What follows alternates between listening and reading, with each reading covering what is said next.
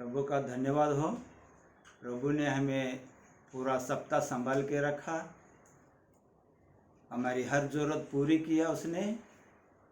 फिर एक बार हम सबको उसके चरणों में आने का अवसर दिया। प्रभु का वचन लेके आप सबके सामने आने का मुझे भी एक अवसर दिया, इसलिए हम प्रभु का धन्यवाद करेंगे।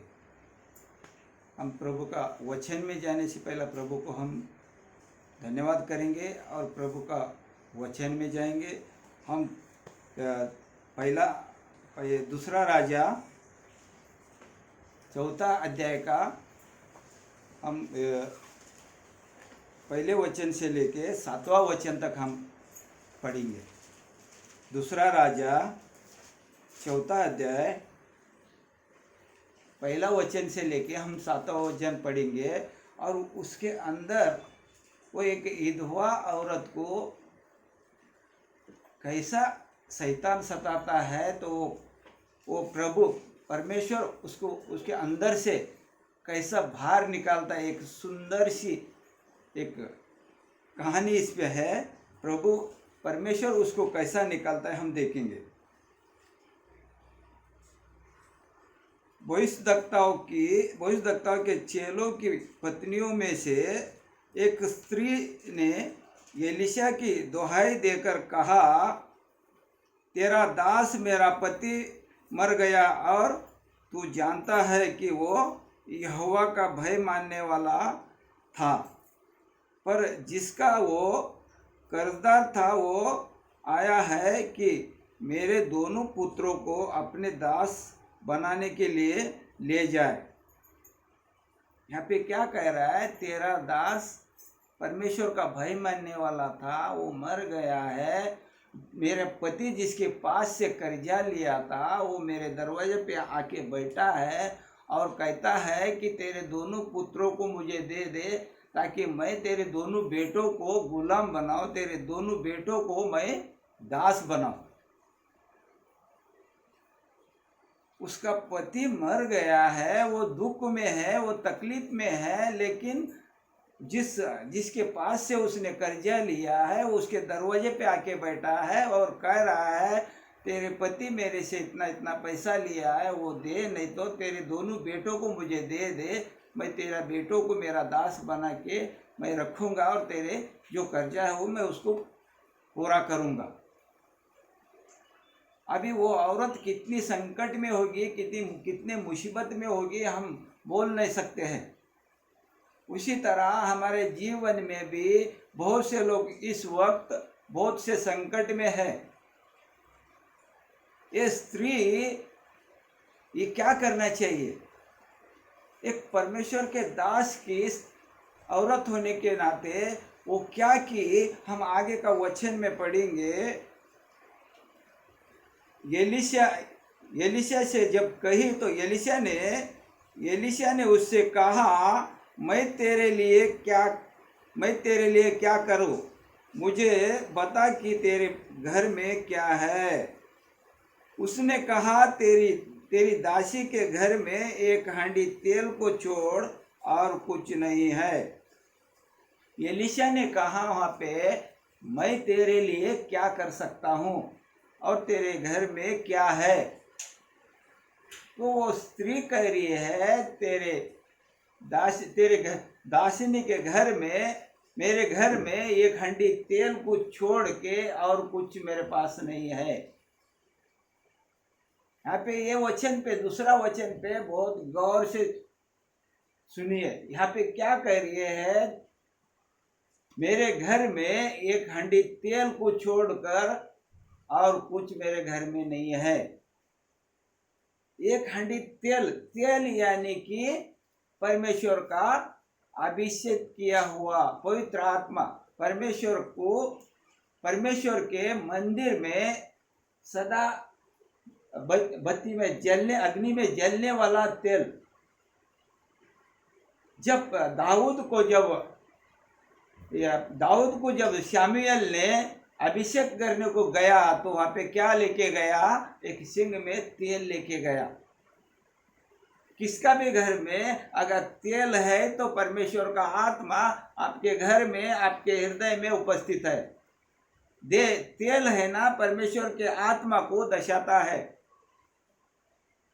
यहाँ पे उस दासी कह रही है मेरे घर में एक हंडी तेल को छोड़ के और कुछ नहीं है।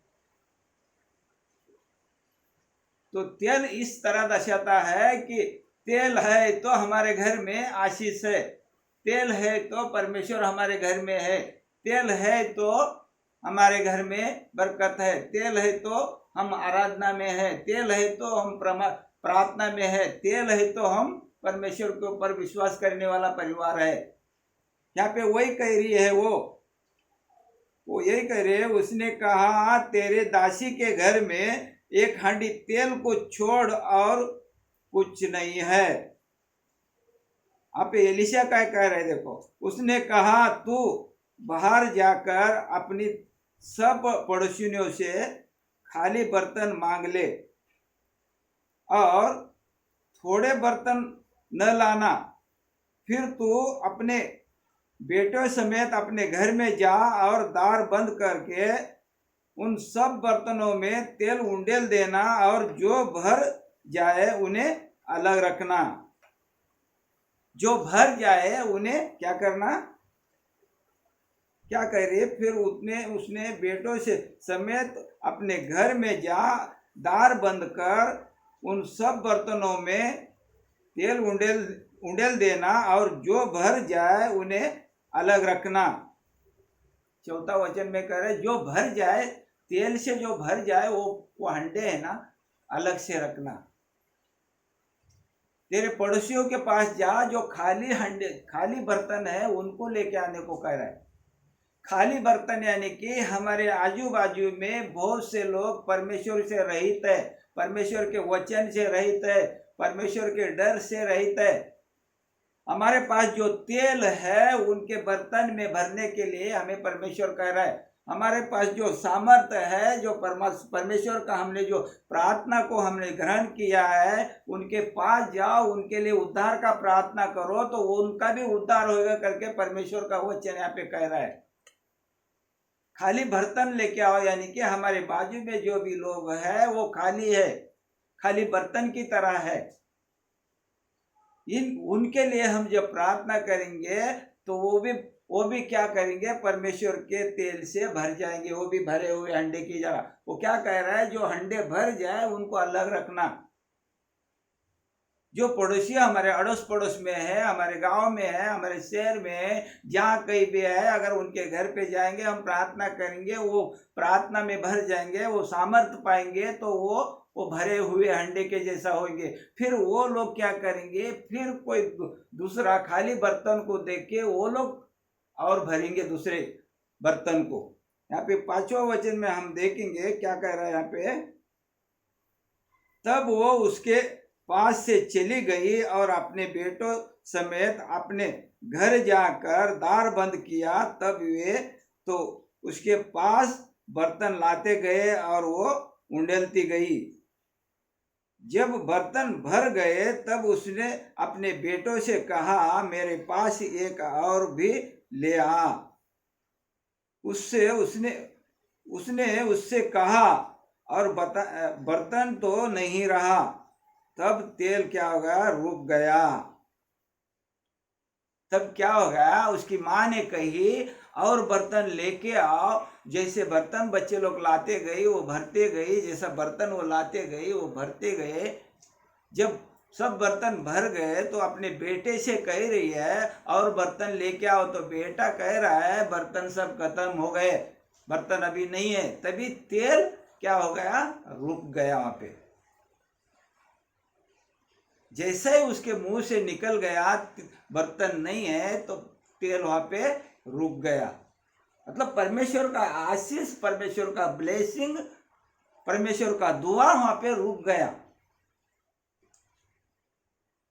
हमारे पास बहुत खाली बर्तन है। हम भारत देश में देखेंगे तो बहुत से खाली बर्तन है। इसलिए हम जितना हो सके हम परमेश्वर का वचन को बांटते रहना चाहिए।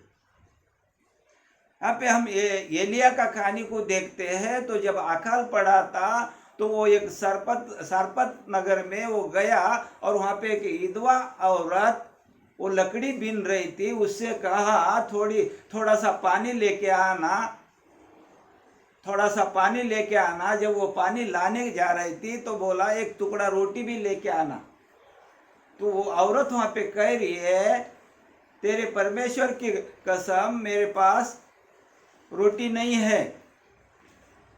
तो उसने कहा मेरे घर में रोटी नहीं, मुट्ठी भर आटा और मेरे कुप्पी में थोड़ा सा तेल है। क्या कह रही हो वहाँ पे? मुट्ठी भर आटा, कुप्पी में थोड़ा सा तेल है। तभी एलिशा ने कहा तू जाके वैसा ही कर, मेरे लिए एक छोटी सी रोटी बना और बाद में तुम्हारे लिए बनाना।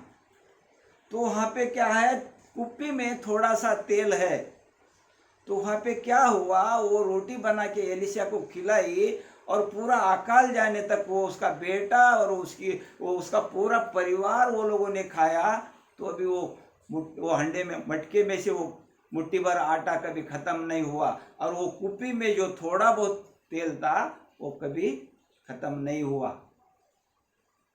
उसी तरह हमारे अंदर परमेश्वर ने जो तुम्हारे को मुझे जो वरदान दिया है, हम अगर वो वरदान को हम बांटते जाएंगे, हम दूसरे के लिए प्रार्थना करते जाएंगे तो तुम्हारे घर में कभी कोई चीज़ की कमी घटी नहीं रहेगी। तुम्हारे जीवन में कभी कोई चीज़ की कमी घटी नहीं होगी। परमेश्वर, आप दूसरे के लिए आप काम करोगे तो परमेश्वर आपके लिए वो पहला ही काम करता रहेगा। आप दूसरों की जरूरत पूरी करते रहोगे तो परमेश्वर आपका हर जरूरत पूरा करता रहेगा।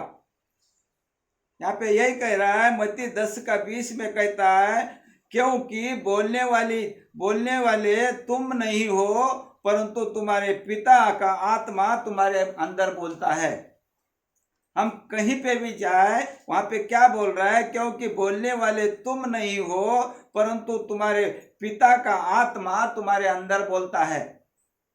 हम अभी इस वक्त आप सुन रहे हैं, मैं बोल रहा हूं लेकिन मैं नहीं बोल रहा हूं, मेरे अंदर परमेश्वर की आत्मा बोल रही है। परमेश्वर जानता है हमारी क्या जरूरत है।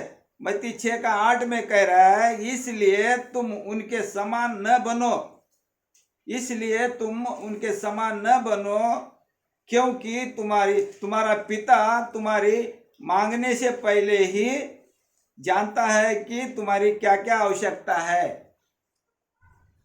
यहाँ पे मत्ती 6:8 कह रहा है इसलिए तुम उनके समान न बनो क्योंकि तुम्हारा पिता तुम्हारे मांगने से पहले ही जानता है कि तुम्हारी क्या क्या आवश्यकता है।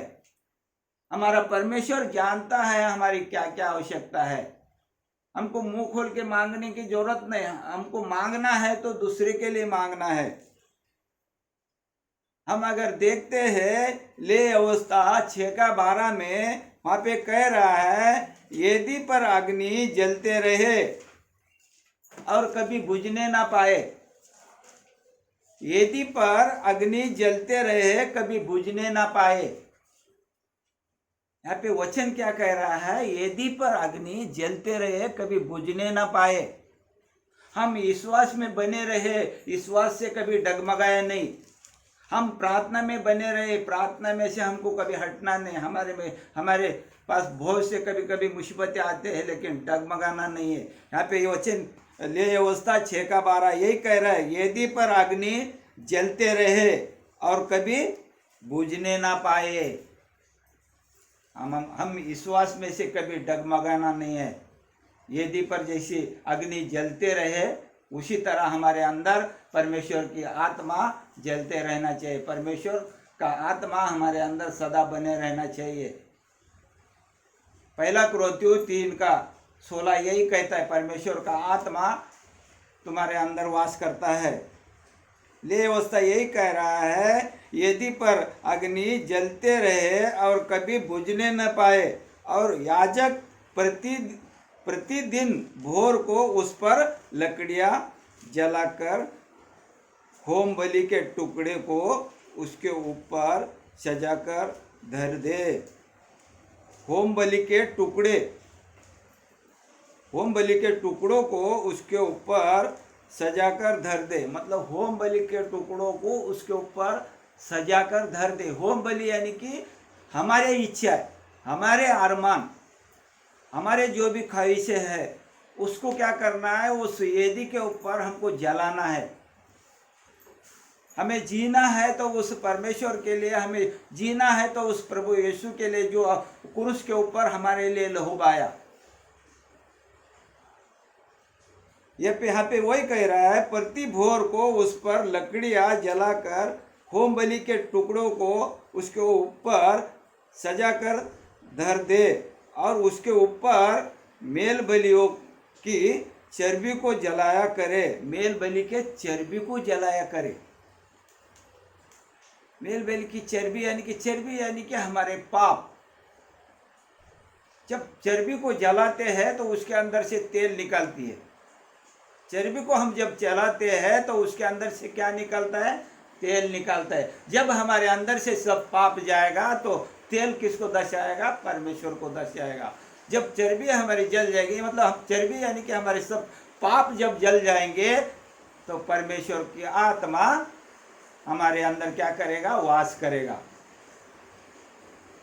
हम परमेश्वर का वचन को लेके जहाँ कहीं भी जाएंगे, पर लेकिन हमको हमारी बुद्धि से भी चलना है, परमेश्वर के आज्ञा के अनुसार चलना है। बहुत से लोग क्या करते हैं कि मुझे भी परमेश्वर का वरदान है, कि परमेश्वर को बिगैर अगुवाई के बहुत से लोग कहीं पे भी जाते हैं और अपमानित होते हैं।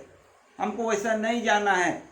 परमेश्वर के प्रार्थना में बैठ के, घुटने के बल बैठ के परमेश्वर से पूछना है, प्रभु मैं अमुक घर में जा रही हूँ, मैं फलाने जगह में जा रहा हूँ, जाओ क्या नहीं जाओ। तभी परमेश्वर का आत्मा हमें अगुवाई करेगा, तभी हमें जाना है। यहाँ पे वही कह रहा है मत्ती 10:20, क्योंकि बोलने वाले तुम नहीं हो, परंतु तुम्हारे पिता का आत्मा तुम में बोलता है। परमेश्वर की आत्मा हमें बोलता है, परमेश्वर की आत्मा हमारी अगुवाई करता है, तभी हमें आगे बढ़ना है।